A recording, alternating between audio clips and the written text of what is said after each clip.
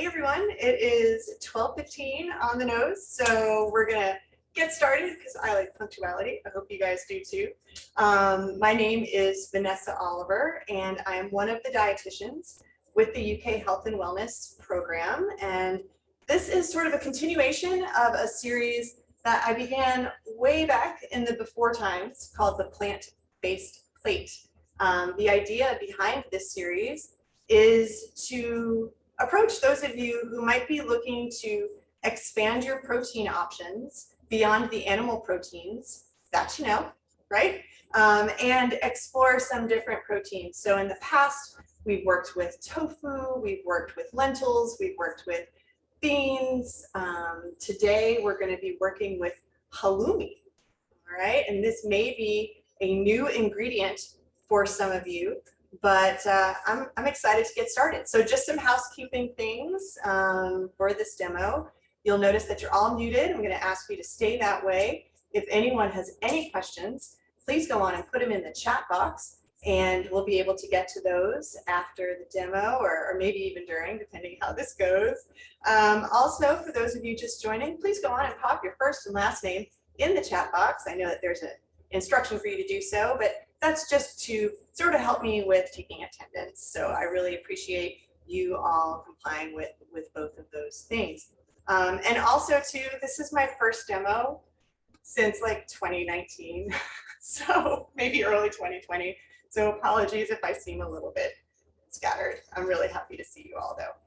Okay, so like I mentioned, today we'll be talking about halloumi, and that's spelled H-A-L-L-O-U-M-I. And it's a semi-hard, unripened cheese, and I have it right here. You can see I've got several slices here for you, and this is it right here, that sort of creamy color. It could be made from sheep's milk or goat's milk, sometimes cow's milk. So if you are someone who has sort of different milk tolerances, do know that you can find one that might work for you a little bit better. It's really popular around the Eastern Mediterranean, and it's originally from the island of Cyprus. So you'll often see it used in dishes from that region: Greece, Turkey, Cyprus, etc. The reason why I like it as a sort of plant-based protein, at least a non-animal protein, is that it has an extraordinarily high melting point.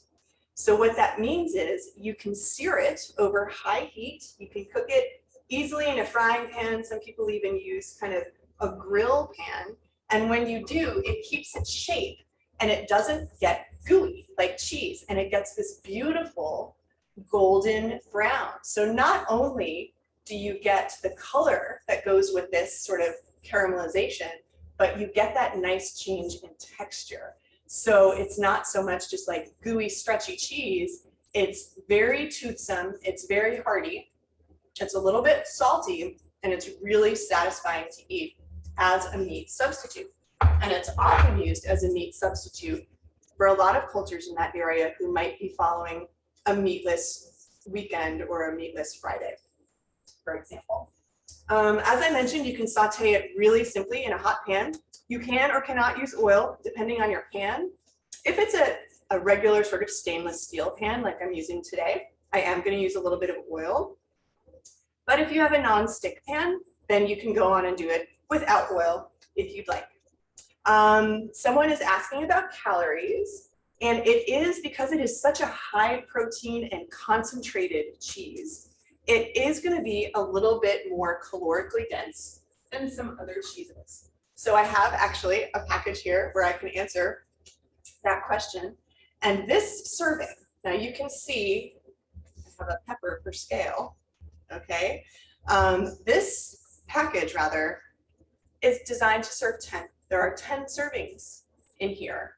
And for each serving, there are about 93 calories, 100 calories. So I would say that a serving is going to be about an ounce. So depending if you want 3 ounces or 4 ounces of protein at a time, which is a typical protein serving for men or women, okay, depending on what your caloric needs are, then this is going to run you very similar to about 300 calories for that protein, okay? And just so you know, you are gonna be getting, where are you, protein?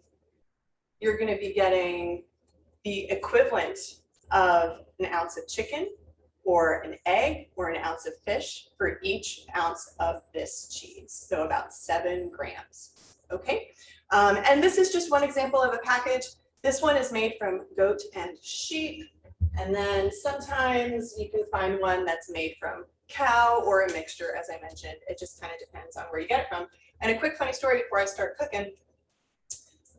This is a pretty usually easily found cheese here in Lexington. I say usually because last night when I was buying some for this demo, couldn't find it anywhere. Could not find it at any of my usual places. Usually get it at Trader Joe's. It's a reasonable price. Not there. Went to the co-op. Not there. Went to Kroger, found it. It's a little bit pricey there. So I would, even though you can find it at places like Whole Foods, Kroger, and usually Trader Joe's, you might also explore some of the specialty markets that are out there, such as Parisa, which is on Richmond Road, just by New Circle, or Sahara, which is on Southland Drive. You can also find it online if you shop with Amazon, because they own Whole Foods. So it has gotten more popular, but yesterday was just like a black hole of halloumi. Don't know why. Okay. Also, if you can't find it, there are good substitutes. You can use paneer, which is an Indian cheese-like food. Tofu would also be a good food to substitute with. You can use a vegan feta. If I do have any very plant-based people watching here today, this is something that you can find at Whole Foods. They have other versions too. It's Violife, just like feta. And the only difference is you would not cook this. Because if you cook it, it will melt. It will not hold its shape. But the flavor, if you don't cook it, will be exactly the same as what we're working with today. Halloumi should be stored in the refrigerator. It's going to be good for up to a year. So if you do find it while you're out there shopping, stock up, because you can keep it in your fridge for a good long time. Once you're opening the package, do continue to store it in the refrigerator, and you can wrap it in plastic or foil, and it's not really going to affect things. And it's particularly great with all the veggies that you see here in front of me. So we've got tomatoes and peppers, which are really beautiful right now. It's delicious with traditional other vegetables like eggplant, for example. So I know a lot of you might be harvesting those in your garden right now, and these are going to be good with that. So I'm going to go on and just pop the camera over to the stove. Hopefully you'll be able to see a little bit. And we're getting questions about whether the recipes that I'm using today are going to be available. And I'm going to be sending out really cute PDFs with pictures for everyone to store in their files once this class is over. And I'll also send you a link to the recorded class. So right now I'm just adding a little bit of olive oil to the pan. Again, this is because I'm using a stainless steel pan and not a nonstick. And you'll see just how easy this is, because what I'm going to go on and do is just show you the base way of cooking it. And then you would use this method for all of the recipes that we're using here today. And just fun too, these are called, I think, halloumi burgers on the package. So it just really illustrates how this is often used as an alternative protein for a lot of people. I'll also go on and cook the slices so you can see how they cook up. I'm literally just laying them in the pan. While that's cooking too, I just wanted to show you what the vegan feta looks like out of the package. It's very white. The texture is very much like non-vegan feta. It's really good. I'm not a vegan cheese eater, and I would eat it. So just so you know. The pan was good and hot, so it is sizzling. At least you hear it. What it's doing as it's cooking is it's releasing some of the salty brine that the halloumi is stored in. And the release of that brine is a really good cooking indicator, because when most of the brine is gone, then you'll know it's time to flip it.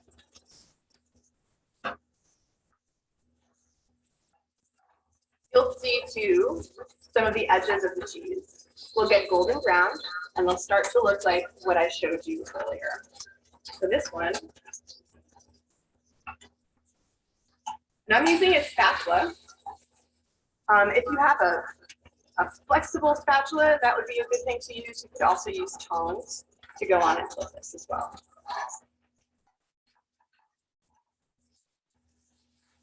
You can see it's getting that nice golden brown. Maybe you can see, maybe you can't.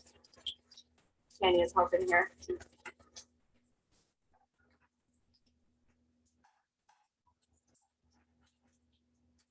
And again, this is the basic cooking method. And from here, you would start from here to make any of the recipes that we're doing today.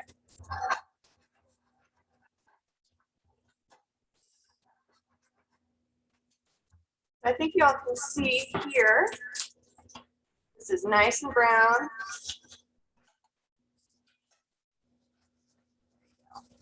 Hope y'all can see it. I want to turn this down. All right. So as you saw, I had some that was already cooked, but you saw that literally took like what, a minute? I have a big timer here. I should have been checking it out, but about a minute, maybe a minute and a half, right? And from there, you can go on to any of these. So for the first demo, I'm going to do a very simple dish. I see someone is asking if it has a smell. It kind of smells like that. So it has that salty, briny, very sort of earthy smell that I find pretty delicious. It lets you know that you're cooking, right? So what I have here for this first demo is going to be just a very simple sort of fried halloumi mezza. And mezza is a term for an appetizer or a small plate that is designed to be shared among a table of friends and family. So this, really what you're going to do is just lay it out attractively. I would say one piece per person here. Okay. And then I've got some beautiful cherry tomatoes. Some of these are actually from my garden. This is such a great time of year. You can see how simple that is, right? I've also got a little bit of olive oil that I'm just going to drizzle on.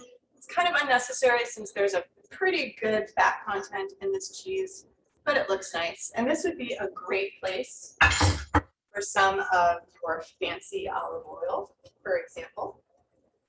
I've got some mint leaves and some chiffonaded mint here, which I'm just going to sprinkle over. Now this is fresh mint, and a good alternative if you don't have fresh mint would be some fresh basil, fresh oregano, or fresh dill. Really any sort of fresh herb that you have. And if you hate herbs, honestly, some spring mix would also be really great on this as well. I'm just gonna take a little bit of balsamic vinegar here.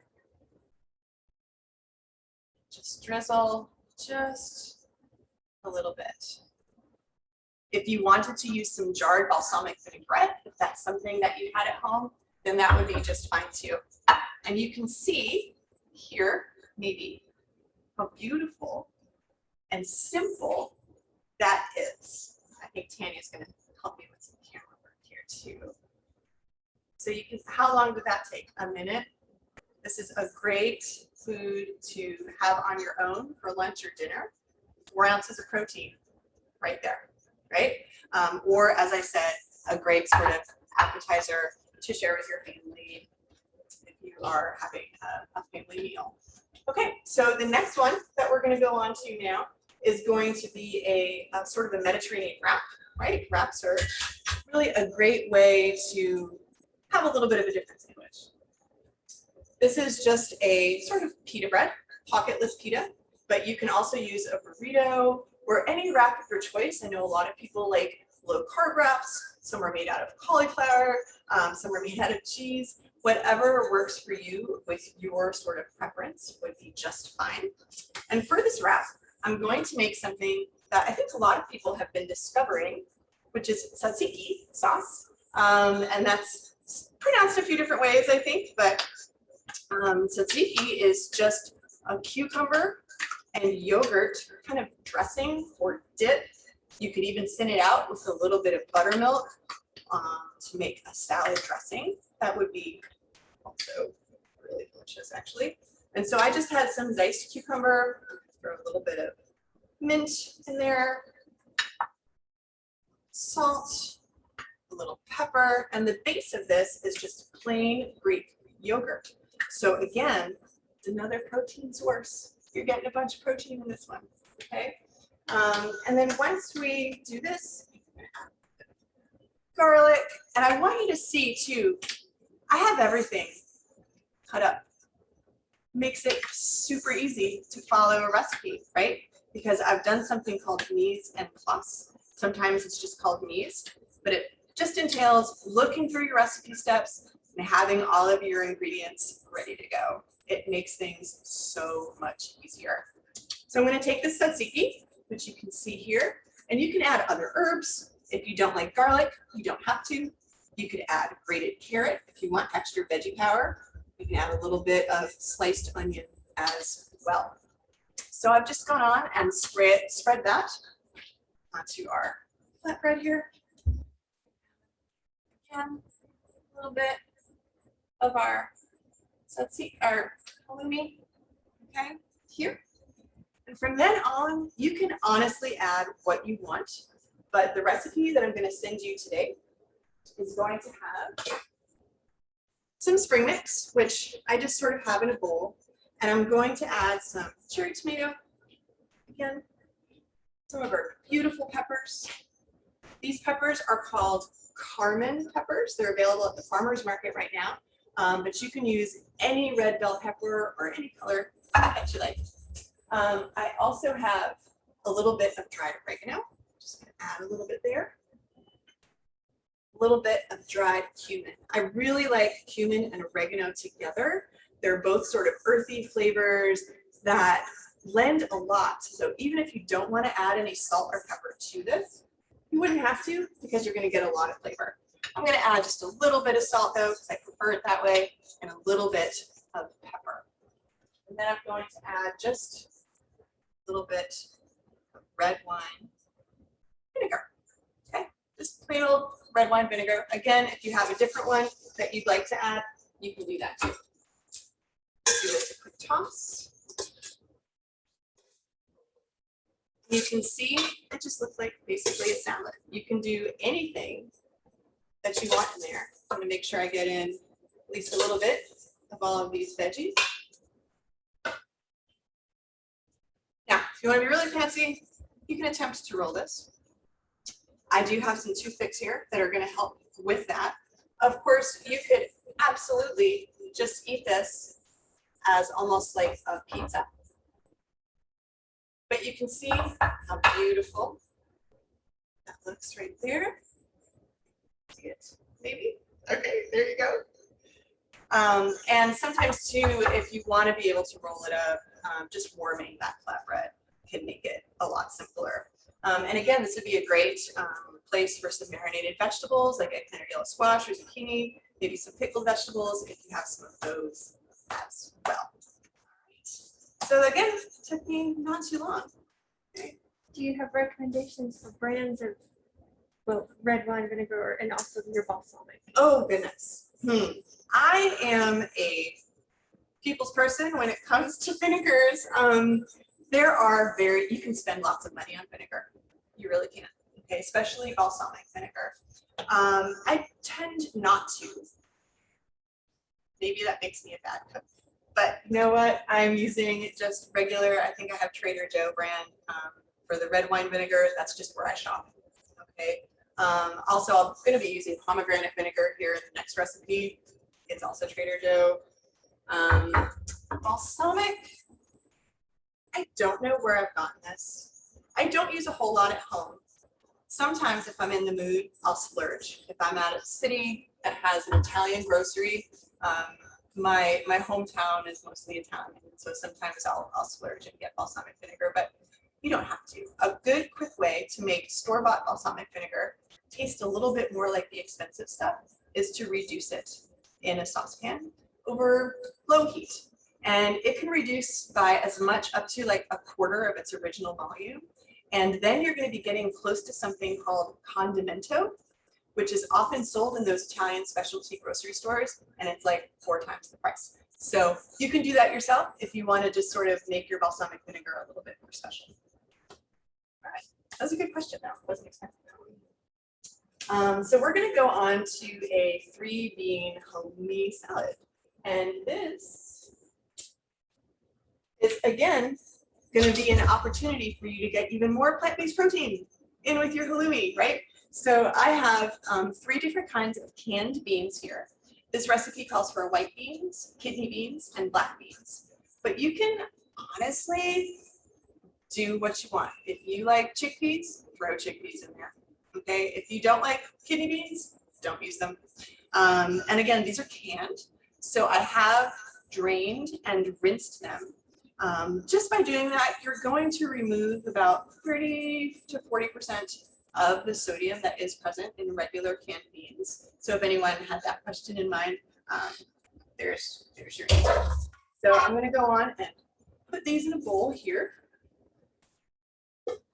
If you are draining and rinsing your beans and using a colander, totally recommend having a liner bowl underneath it if you have it on your counter while you've prepped all of your other vegetables, and that way you'll keep it from making a huge mess on your counter.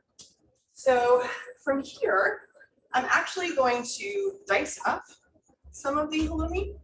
And so you might ask, why didn't you just do that when you cooked it, Vanessa? And that's a fair question. But my answer would be, when you cook it in slices, you are cooking with increased surface area. And so you're getting more of that sort of golden brown, sort of yummy texture that I mentioned earlier.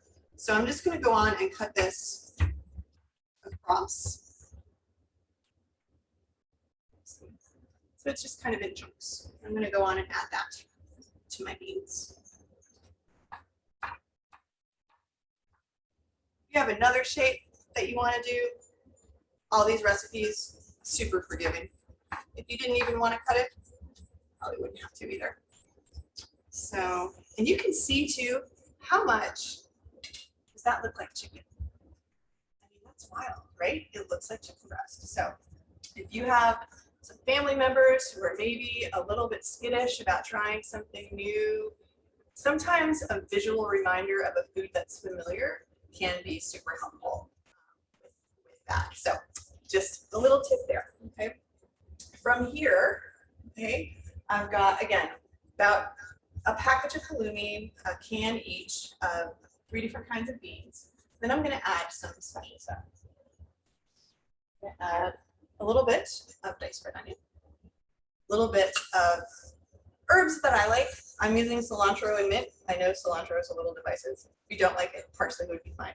Or just mint, or just dill. Got some dried oregano. Got a little bit of honey, which maybe will come out.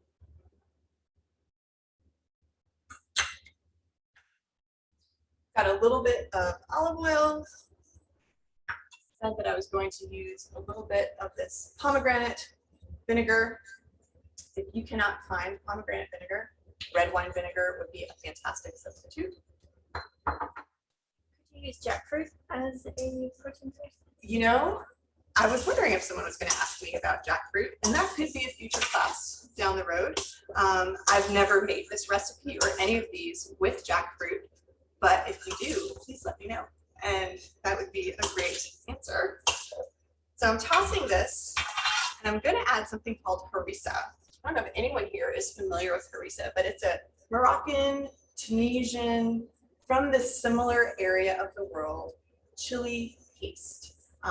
It's spicy, but it's also flavorful. It often has things like orange peel, lemon juice, coriander. So you're getting the spice, but you're also getting a lot of beautiful floral, herbal, and citrus notes. You can use this if you want to. You can really use as much as you like, as little as you like. I like things a little bit spicy. So the recipe calls for, I believe, a teaspoon And mixing her up. I think that's everything.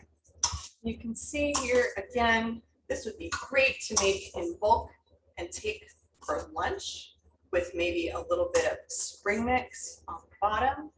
It would serve as a wonderful side dish or as a main dish because you have so many different protein sources in there. This is great for warm weather, cool weather. Let's see, it is quite pretty. And again, really, really customizable. If you want to put in a little bit of tomato, easy. If you want to add a little bit more red bell pepper, you can do that too. So those are really four recipes that I made for you all today in about half an hour. Again, mise en place, super important, having all of your ingredients ready to go. Choosing a protein that might be different to you, but can cook up so easily. And just having that sort of explorer mindset to be able to want to try some new stuff. So in the time that we've got left, if anyone has any more questions, I know I've answered some of them, but there might be a few more in the chat box, and I'm happy to answer those as well.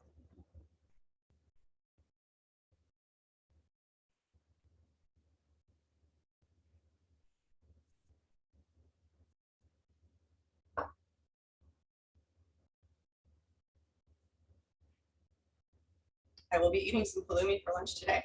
If anyone knows where my office is, please feel free to stop by.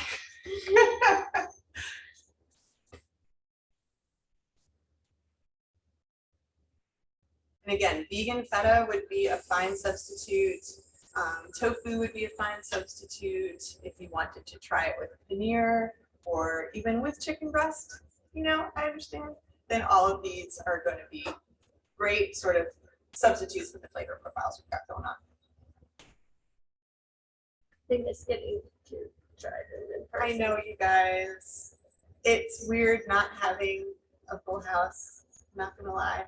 Yeah, but I really appreciate you guys signing on. You know, I mean, you may not be able to taste and smell, but take it from Chef Tanya and I. It's pretty great. We hope you try it. And let me know too if you have any questions while you're doing so. Mentioned stocking up. Do you just store it in the fridge or can it be frozen? You can freeze it. I have not done it, but with harder cheeses like this, they usually don't suffer too much when frozen, but I'll tell you what, I would just keep it in the refrigerator. There's no reason to freeze it and it will last. And then each one of these dishes you've demonstrated, are Yes. that's a single that would be considered a portion? It sort of depends on what your goals are, right? So this one could be an appetizer shared, or it could just be a meal for you. This one is a portion, but if that's a lot of bread, and I'm looking at it, that's a lot of bread.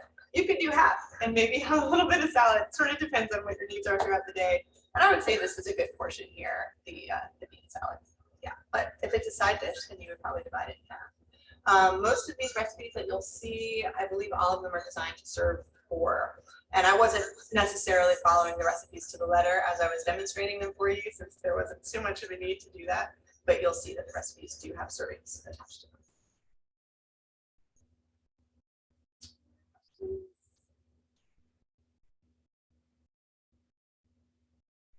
I ended a little bit early. This is like outstanding. Oh, thanks, Pat.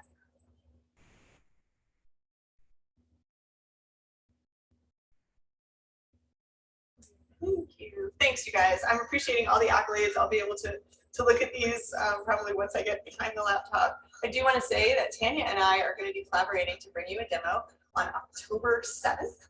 I think registration for that just opened up today, so please be sure to check your HR Wellbeing dashboard and you'll be able to register for that.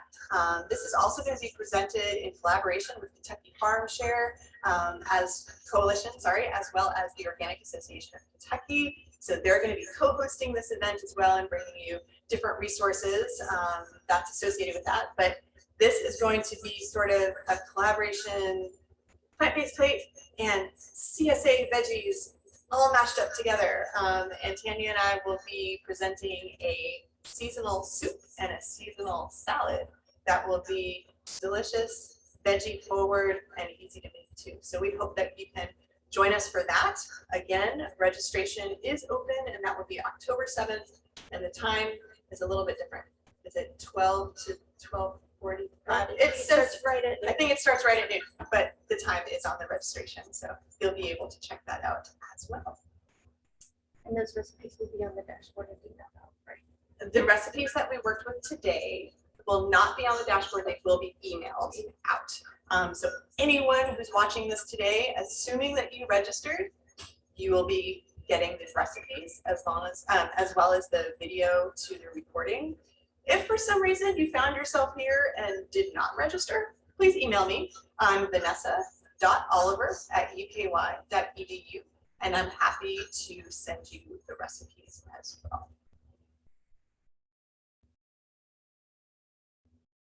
Oh yeah, Tanya's got that in the chat, so that's great.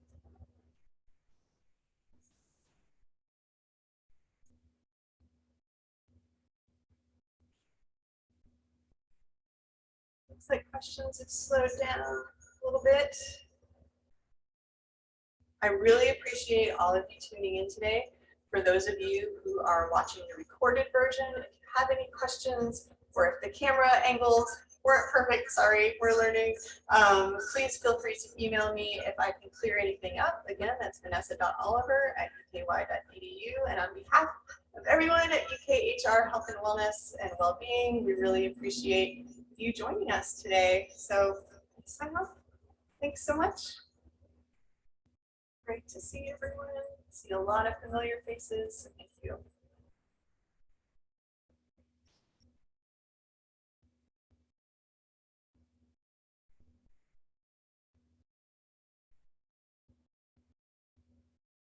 I'm going to